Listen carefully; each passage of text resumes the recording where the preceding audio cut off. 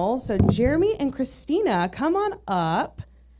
And okay, we had a little bit of a last minute switcheroo. So Lane DeGraw from our Northland office could not be here today. He is sick this morning, so sad. So I asked Misty to step in because she is the open house queen, as we all know. So give it up for our panelists this morning. Put that on the table. I don't need that. I don't know why I brought it up. All right. Not exactly camera ready today because I was not planning on it. That's okay. We accept all. You're welcome, Misty. You're welcome. We're so happy you're here. All right. Well, thank you so much, you all, for being here. I'm super excited for this. I want to just open up. If people don't know who you are, can you do a brief introduction of who you are, how long have you been in the business, and a little bit of your open house background? Just keep talking. My name is Christina Pinkepank.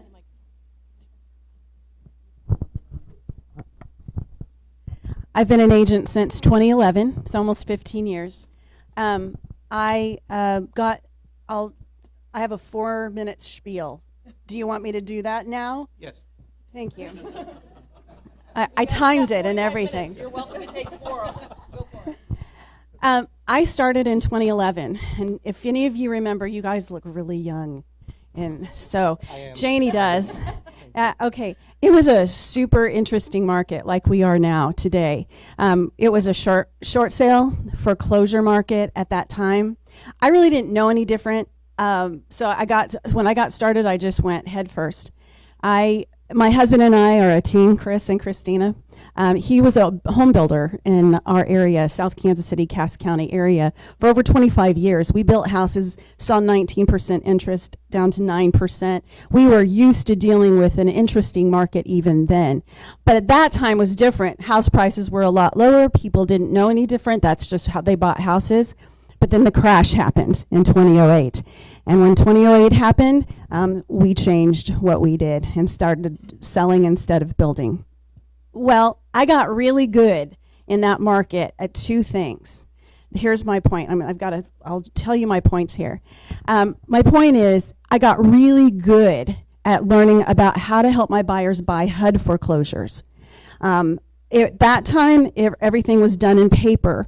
You had to fill out that paperwork to the T, or HUD sent it right back to you. I got really, really good at helping my buyers buy those HUD foreclosures, to the point where almost every buyer I worked with, they got under contract with that HUD foreclosure. I started teaching about it in our market center and got really good at that one thing. So this is an interesting market, right? Are open houses the key to creating income in this interesting market? Maybe. So here's my little tiny spiel that I'd like to share with you.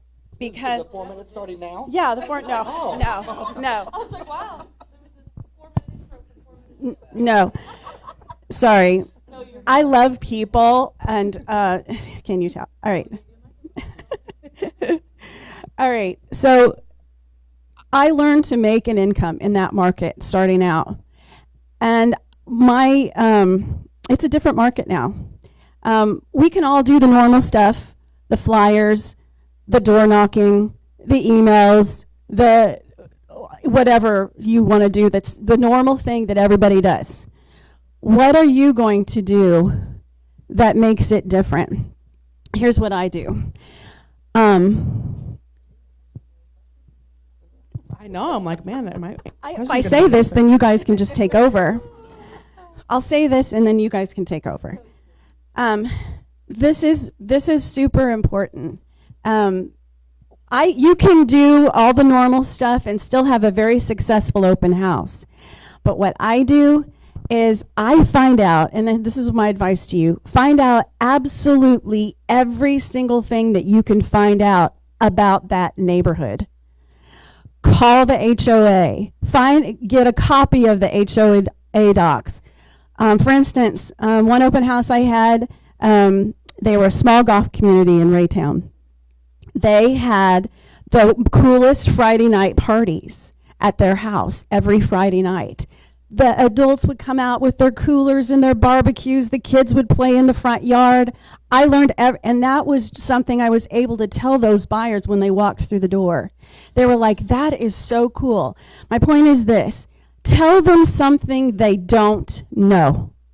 Tell them something that's not on that MLS sheet that they can see. Tell them something that's not on the Zillow remarks that the agent or the seller has made about the house. Tell them something they don't know. Because what that will do, once you've got them in the door, is it builds a rapport of confidence and trust that those people will go, dude, you know what you're talking about. I'm going to hire you because you just told me something I didn't know.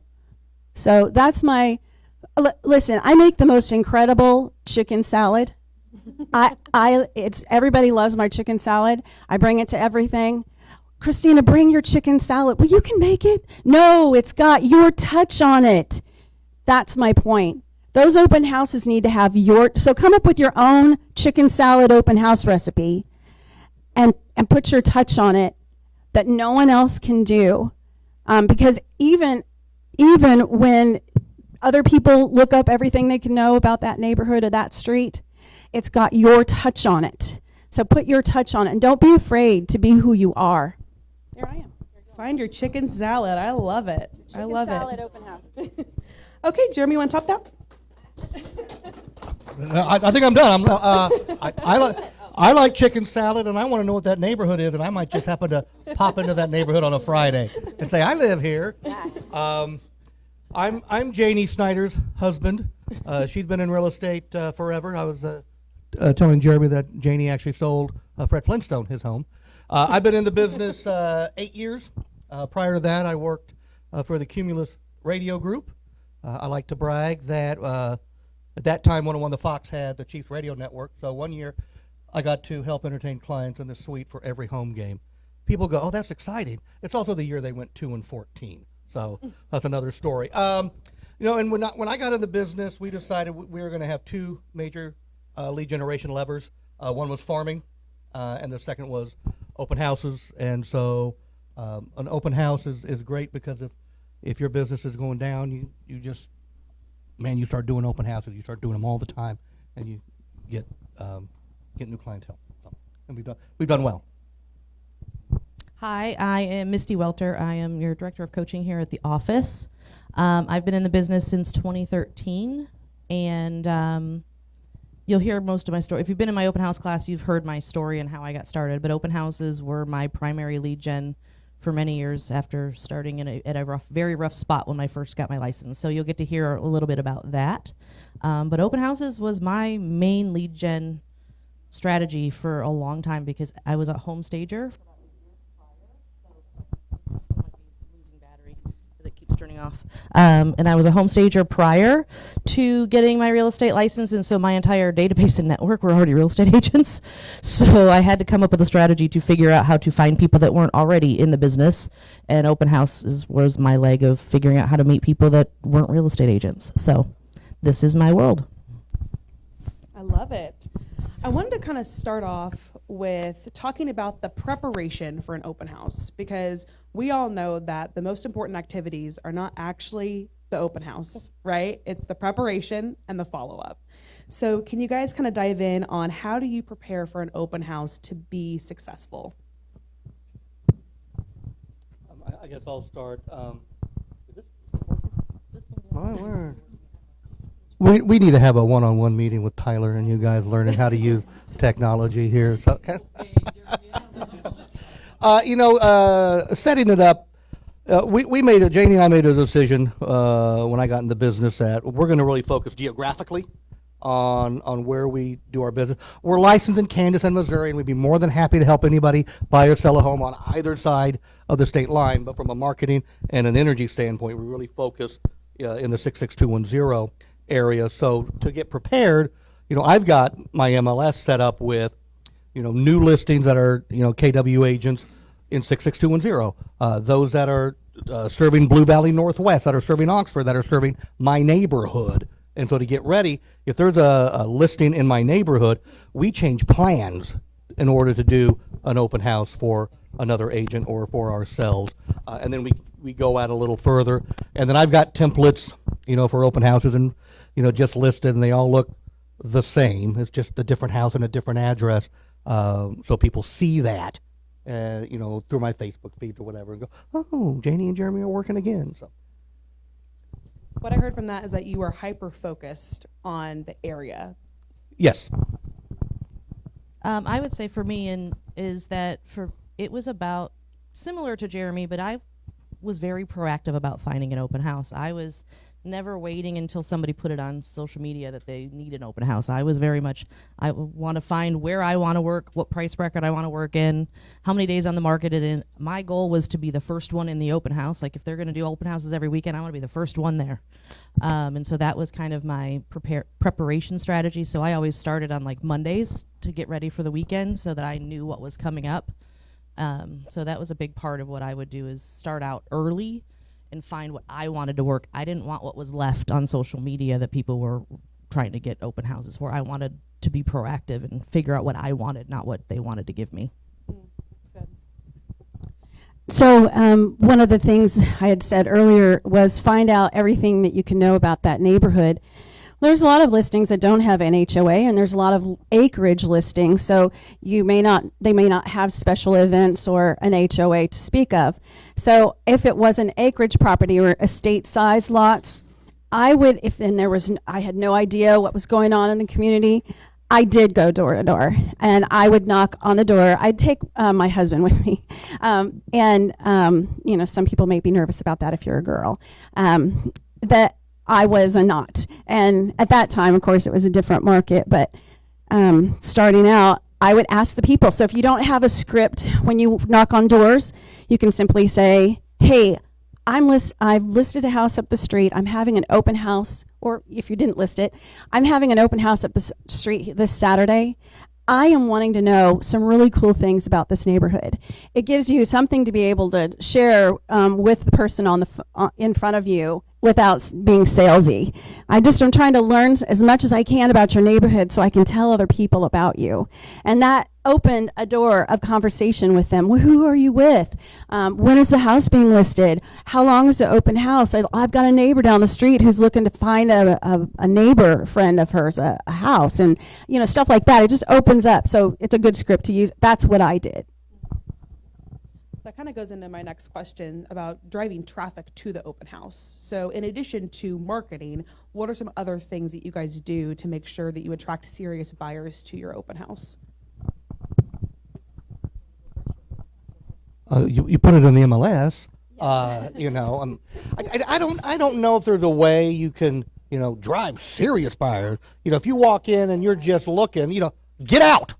You're not serious. I mean, you never know. I mean, if they're coming into the open house, even if they're a nosy neighbor, they might be selling in a year or 2 or 3, and we plan to be in the business in the next 3 years. So be welcoming to everybody.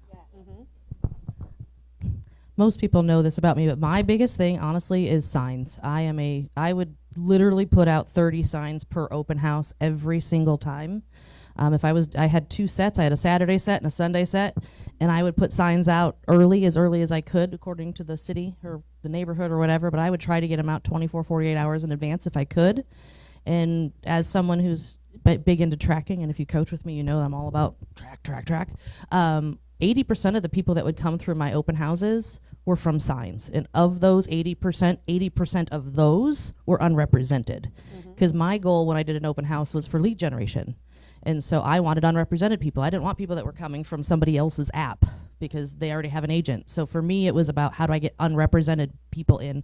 Whether they're moving today, tomorrow, or next year, I wanted people that didn't have an agent. And so the signs for me were a big part of how I would get unrepresented people in, because they're like, whoa, there's something happening over there. I need to go. Or I've always loved that neighborhood as they drive by or whatever. I wanted them to come unrepresented so that I could capture them and put them in my database and make them my clients. So signage was a huge part of my draw people in factor.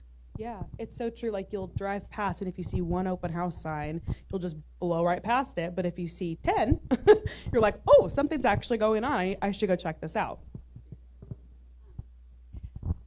I have a set of buyers right now that are they're going to open houses because they're just not quite ready to buy or to sell their house. They're doing some stuff to get it ready to list. And so they're going to open houses, and really putting it on MLS, it, like Jerry said, is the most important thing, because it shoots then. I don't know, how many of you have been in the business for less than 2 years? Wow, you guys are amazing. Yay. So here is what you need to know. And you probably learned this when you became an agent, is that those listings get shot out because of Keller Williams, shoot out to all of the Zillow, Realtor.com, HomeSpot, all of the home finding spots. So whatever app a buyer is choosing to use, they'll find it. And that's how my buyers are finding their open houses. Signs, flags. I invested, I took $500 out of my little tiny budget at the time, and I invested in the coolest big flags. Flags are awesome because they attract attention, especially coming into the subdivision. They think that there's like 10 open houses happening. So flags are really pivotal. And then signs. And now be careful about your signs. I'm sure Misty probably talks about this in her class, about the cities allowing you to put signs up, right? How many have encountered their signs being taken? Me. And so I call the city, make sure that you can put a sign here, put a sign there. If there's a president of the HOA that has a problem with you putting signs up, just tell them, please, I'm just trying to make a buck, you know? And they're really honest with you, and they'll say, oh, it's fine, you know? So I kind of want to move on to the actual open house. So you have buyers walking in. What are some tips that you can give us on how you engage people when they walk into the house? So I have a couple little things that I do. One is that I make everybody take their shoes off. I know that seems silly, and not everybody needs to do that, and not all sellers need you to do that.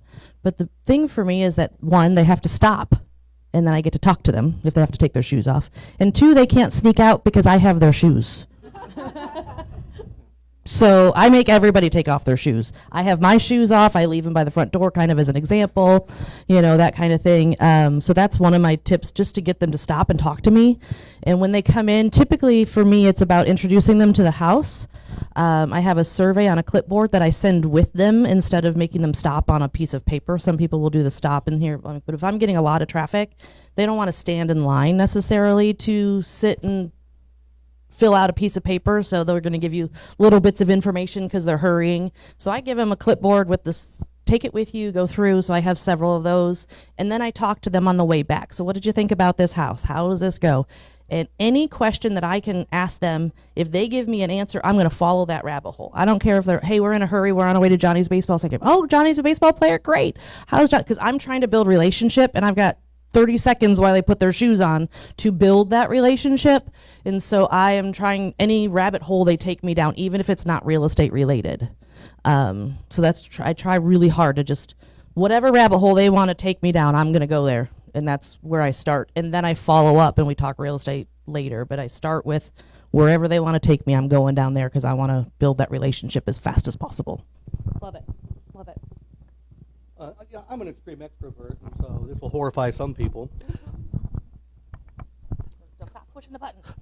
I'm an extreme extrovert. This will horrify some people. You know, if I see someone that's parking and coming in, I'll go outside. You know, I'll say, hey, man, get in this house. It's cold out here. I do that for a number of reasons. One, if they laugh, okay, this is going to be good. If they're cold and personally and no reaction, okay, I know I'm going to need to mirror their image. You can also look at their car. Okay, do they have a Chiefs sticker on it, or a Mizzou license plate, or a MAGA sticker, or something? Then you have something there you can have a conversation about, in addition to real estate. And then when they get in, you know, I welcome them. I'm one of those that does make people sign in, you know, just so the owners know I'm doing my job. And then I'll get the information, hopefully as much as possible, chat with them a little bit, give them some of the information I have, tell them to, you know, walk around the house, and if they have any questions, just scream real loud and I'll come running. For your sign-in sheets, are you using digital or using hard copy? No, I use hard copy, you know, name, email, phone number, address. Are you renting or own? You know, when are you looking to buy? Mm-hmm. And then I have a little mark on there that said, that said, please keep me updated if you're interested in more information on this specific neighborhood/area. Okay, love it. I used, I did. I pushed it to me. I use a digital form. There are all kinds of apps out there. You can look them up and find one that suits you best. I think ours is called Curb something. Curb Hero. Thank you. Curb Hero. You can actually create a QR code, and the person can just, if you're a techie person, I'm really not, my husband is, and then they can do it that way. It goes straight into your database, and they can also, you can also start sending them different houses. It's really a cool app. I would advise that. Otherwise, if you're old school, I mean, that's great. I was old school. I would still be old school, but my husband says otherwise. And so, but the problem is, and I don't know, maybe you guys have encountered this, sometimes I get home and I can't read their writing. So I've lost their information, I've lost everything. That's the only reason I decided to go digital. Once I get them in the door, this is my favorite part, is I start telling them stuff they don't know about the house. Because here, this is the kitchen, here's the family room. It's a reverse story and a half, 4-bedroom, 3, it's like, they know the stuff. They know, they can figure it out. They're savvy. They've got the MLS sheet. But again, tell them stuff they don't know. Tell them about the 4th of July golf cart parade that happens, and then everybody goes down to the park and they shoot fireworks. Tell them about the neighbors that do Christmas cookie gift exchange on the 20th or whatever date it is. Tell them all the fun stuff that they don't know, so that it draws them in to want to know more about that house. And it does start a conversation. You'd be so surprised. I love it. Tell them what they don't know. I love that so much. And one thing about the digital open house sign-in sheet, Command does have a landing page that you can create on every single listing that is a sign-in sheet for your open house, and all the leads go directly into your Command contacts. So you have that option as well. So let's talk about follow-up. So you've done the open house, everything went great. Tell me about your follow-up systems. How do you track and follow up with the leads that come through your open house? I guess that means I'm supposed to start. Jeremy's like, So one thing that I teach agents all the time, if you're not going to follow up, don't bother going. Because if you're not following up, then you're wasting your time, the seller's time, and everybody else's time. Because all of those people are just going to go to waste. So if you're not going to follow up, don't go. It just is not worth your time, in my opinion. So my follow-up system is kind of it starts with a 10-day blast. In the first day, once the open house is over, so depending on when you do your open house, the next day starts with, I'm going to call them, and then I'm going to follow up with an email, and that email looks like hey, it was great talking to you, here's the information we talked about, or it's hey, I called, I'm sorry I missed you, you probably don't have my number in your phone yet, so, this is me, and that's why I called, etc. And then I usually write a handwritten thank you note. Thank you so much for stopping by, thanks for coming, I appreciate you, hope Johnny had a great baseball game, whatever that looks like. I also send thank you notes to anybody that I've put a sign in their yard. If I've used them as a directional thing, I usually ask ahead of time to put their sign in their yard, and I then send a thank you note to them after, because I'm at their house, I know what their address is, so I can easily do that. And then later on, and then it goes into later on in the week, Thursday, Friday of that week, hey, are you going to any open? I'll call them again. Are you going to any open houses this weekend? Can I send you a list? Have you talked to the lender that I gave you their information? Blah, blah, blah, blah, blah. Again, I'm really trying to get them into some sort of conversation with me, regardless of, whatever conversation I can get, I'm trying to get. And then again, it follows up with the email. Here's the information, blah, blah, blah. And then after that weekend, usually on about day 9 or 10 after the open house, it's hey, I'm sorry I haven't been able to get in touch with you. I'll keep in touch from time to time. In the meantime, if you need me, let me know.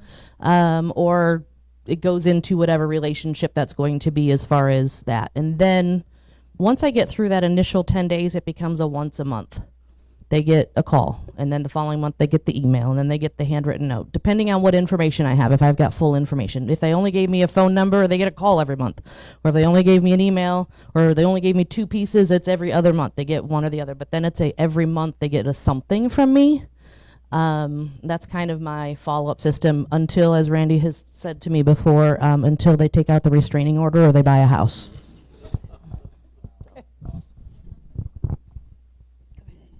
One thing I try and do is, particularly if they own a house, because we want to use open houses to get listings, is to see if you can set an appointment right then and there. Even if it's like, I don't have my calendar, I don't know what I'm doing. Just have a conversation and pick a day and a time, because it's easier if you have an appointment with somebody for them to move your appointment from one day to another than to put it on. So, hey, man, I'd like to come see your house. Would that be something you'd like? Yeah, that'll be fine. How about next Thursday at 4:30? Yeah, that'd be great. Then if you get home and realize, oh, my gosh, I got a big meeting, you can call them and say, hey, I just noticed, can I come early? Oh, yeah, that'd be fine. Or another day. That's one thing. So then I've got that appointment set. Other things, if you don't get an appointment set, I send videos right then and there. Once the house is empty, I'll tell people, hey, thank you for coming to the house. This is Jeremy Snider, the bald-headed realtor you met. Because they might go to 5 or 6 different open houses. Now, chances are they might meet other bald-headed realtors. Hey, thank you for coming. I am holding this house open again tomorrow from 1 to 3 if you want to get a second look at it. Or if you do want to get a second look, but you don't have time tomorrow, hey, let me know. We'll see what we can do to get you in here. And then from the follow-up, hopefully I've had a conversation with them where they're telling me what kind of house they're looking for. I get them set up in the MLS to start getting that. I call them and say, hey, I just got you set up. Take a look at it. It might be in your junk or spam folder. And then you just call and you text and you call. I know you're all thinking, well, what if they don't call me back? What if they don't respond? That's going to happen. You just keep calling. You be nice. You don't say, hey, jerk, why aren't you calling me? You just keep calling and, email, you follow up. Hey, want to let you know there's another house that just went for sale or is coming for sale in that same neighborhood. It's kind of a similar floor plan. Would you be interested in going and checking it out? Does that one work?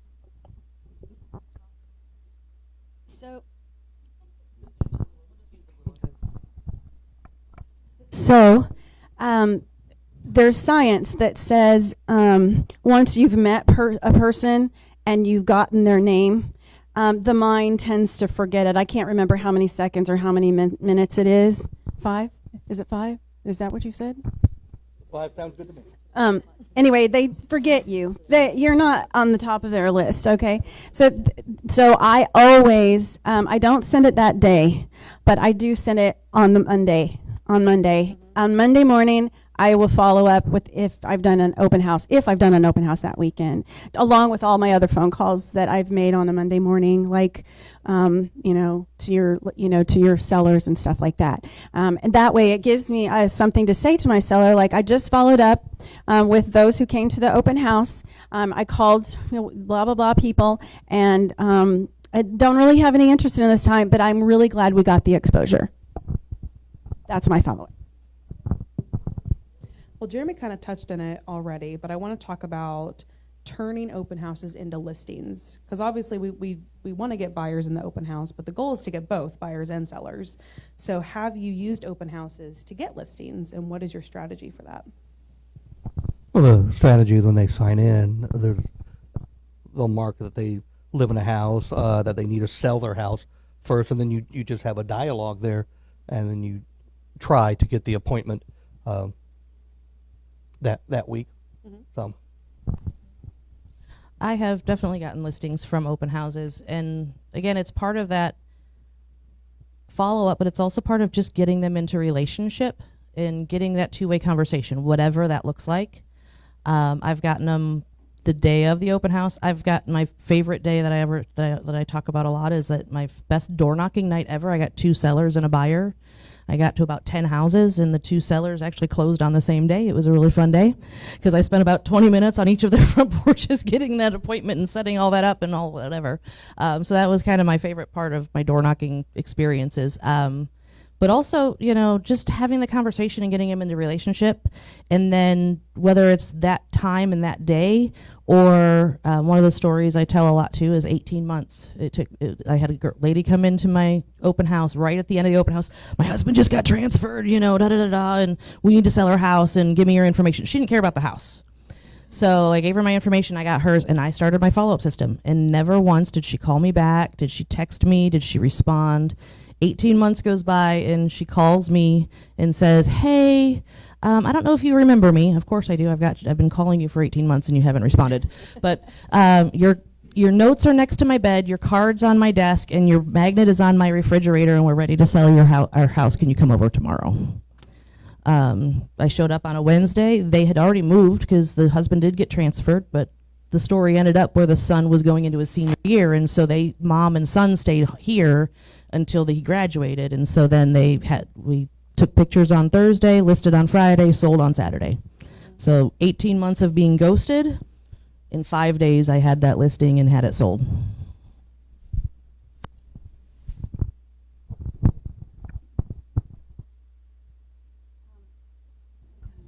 Don't touch the So button. here we go. How many of you have done an open house, those of you that are newer agents? Okay. And so you probably found that you could have either had between 2 and 10, maybe more people that walked through the door, right? And it probably gave you a sense of accomplishment. It always does. Activity does breed accomplishment. But one of the things that I have open houses work. That's just it. They do work and they can create income. They just take time, and you just got to keep doing them because you get better and better and better at each one that you do. And even if you mess up and you forget to put out signs and you're calling, Chris, can you go put my signs out? Just even if you mess up, you're doing it. Because the whole point of having this panel today, you can get some good information. It's just really to inspire you to just do it. Just do it. Find a listing that you like. Find one in your own neighborhood if you want, but just do it. So I don't have any insightful like what I do afterwards, because you all can come up with your own chicken salad recipe, but you just do it and you'll get better and better at it. I love that, first of all. One of the things that I know my team did is we would deliver cookies to all the neighbors, and we farmed a certain area, and so they just knew us as the cookie people, and then eventually we started getting those listings, and then we made friends out of them, and they came to our client events. So if you don't have a database, open houses are a great way to get that started. If you don't know anyone, go meet people, right? That's the way to get started. So we know that we've been through a couple shifts in our market recently. Can you tell me a little bit about, have your open house strategies changed at all with the market shifts? Yes, I do more of them. You do more open houses. So you're just upping the Janie and I, here a few months back, we started noticing some shifts, and we just decided, okay, we need to do more. So, like, there was a guy, a Keller Williams agent had a listing in our neighborhood, and I thought it was way overpriced, and it was not. But I called him and said, can I do an open house for your listing on Friday, and on Saturday, and on Sunday? And he said yes. And so, I do open houses every day. It works. And a lot of the newer people, how do you find open houses? Just get on the MLS and look at the Keller Williams agents and see if there's any houses in a particular area, or if you want to become, I'm going to do open houses on homes that have pools, so I can be the pool expert in Kansas City. And then you call and you say, hey, Christina, I see you have a home at 123 Main Street. Can I do an open house for you? I've had agents tell me no for whatever reason, but no one's been rude. No one's yelled at me. No one's laughed at me. More often than not, they say, yes, that'd be great. That'd be fantastic. I would say the biggest thing that has changed since I was doing open houses all the time is social media, videos, and AI. Mm-hmm. I was not out there doing videos of houses and all of that. That was not something that I did. However, I do think it is very important to be done now. And AI and having that video presence, and I love the fact that you were talking about doing a video afterwards and even emailing a video afterwards. I think that's a great idea to send that video afterwards, and keeping that's a big part of what's changed since I was doing them all the time is the AI and the videos, and that social media presence was not part of my original marketing strategy. Just the whole technology. Yeah, it's a big one. Okay, now I need a fun story from you guys. Can you tell me about a memorable open house that didn't go as planned? Any open houses come to mind? Yeah, early on in my career, and I was doing all these open houses, and then I did an open house. That was my first one that had nobody. Zero. Not even a nosy neighbor. But what I did prior is I did go and door knock, and I left some information at each house, 30 houses around the house. And then a couple weeks later, I get a phone call from somebody that I knew from Indiana. I didn't know he was in Kansas City. That's a whole other story. And he said, hey, I've been transferred back to Indiana. Can you come and talk to me and help me sell my house? And we did. And we did open houses for him. And we picked up some buyers from that. So an open house that had nobody come to it actually turned out to be some good business. I have several. I don't even know where to start. One of my favorites, though, people always ask, should I do it, if it rains or if it snows or if it's a holiday or it's whatever? For me, I honestly love those days because, one, there's less people out there doing open houses because I don't want to do it. Some of they're slower open houses. Like I've done them in ice storms and I don't get as many people, but the people that are out there in an ice storm looking at an open house, they're serious buyers. They're ready to buy now. So I do it anyway because I've picked up a couple of clients just by being there in the bad weather because everybody else canceled. So now I no longer have all the competition of all the other open houses out there with other agents that are potentially able to take them. I've done them on holidays. I did them on Father's Day one year. You get a lot of single moms or young couples that don't have children yet type of thing. So the only ones that I struggle with is during a Chiefs game because that seems to be a big hindrance. But other than that, holidays, rain, snow, all of those things, I have found to be very valuable things to do. So I think it was 2012, and I was a newer agent. And at that time, I had connected with an investor who was flipping homes. One of the homes that he had ready to list was actually he had been renting, and it was in this adorable neighborhood off of Red Ridge Road, where it was a long cul-de-sac road, and they were all built in the 1940s. Charming. I just thought, I'm going to have 1 million people coming. 1 million people are coming. So I decided to do an evening happy hour open house. I'd bought trays of food, chicken nuggets and mozzarella sticks, and I had beer and wine and all the things. And I had signs out the yin yang, and I did it on a Thursday evening because I thought Thursday evening, a lot of people are off on Fridays. I might get some unknown traffic out there. Since it was right off of Red Ridge Road, I felt the signs would pull people in. I had 2 people show up with all of this food and all of these drinks, and I learned something from that, and it was don't do a lot of food. Are you going to take it home and your family's going to go, really? Chicken nuggets again? But you don't have to do all the things, okay? Again, just do stuff that you're really good at and stick with that. And the biggest thing is when those people come to that door is really build their trust. Don't just say the usual things, build their trust because it does lead. There's many times where I've had open houses that have led to listings and new buyers, and that's always so much fun. But yeah, don't do all the food. All right, I want to leave it up for some questions. So I have one more question for you guys. Piece of advice for new or experienced agents wanting to break into open houses. What's your one piece of advice? This is real interesting.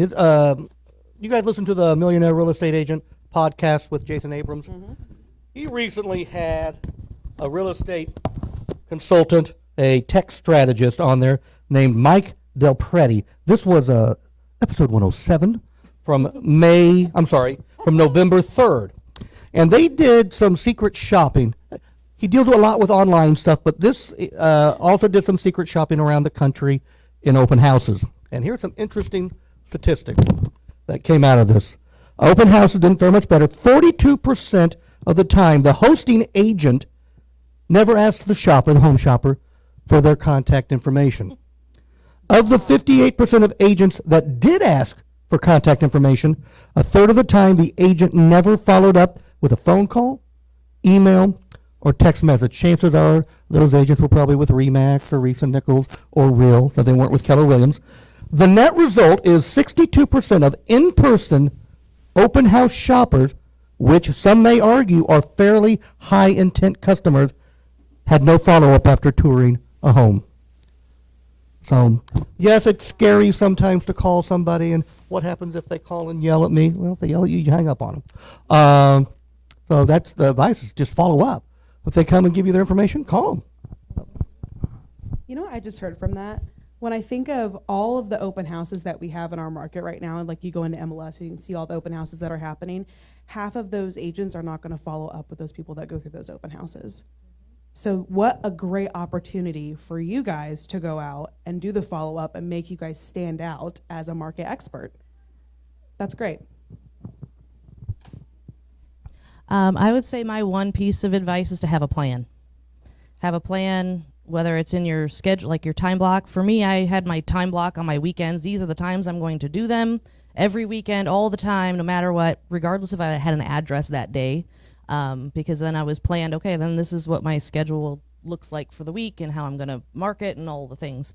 And then my follow-up was planned. So for me, it was about having a plan, having a strategy, and doing the work, and not just expecting it to be on MLS and show up and unlock the door.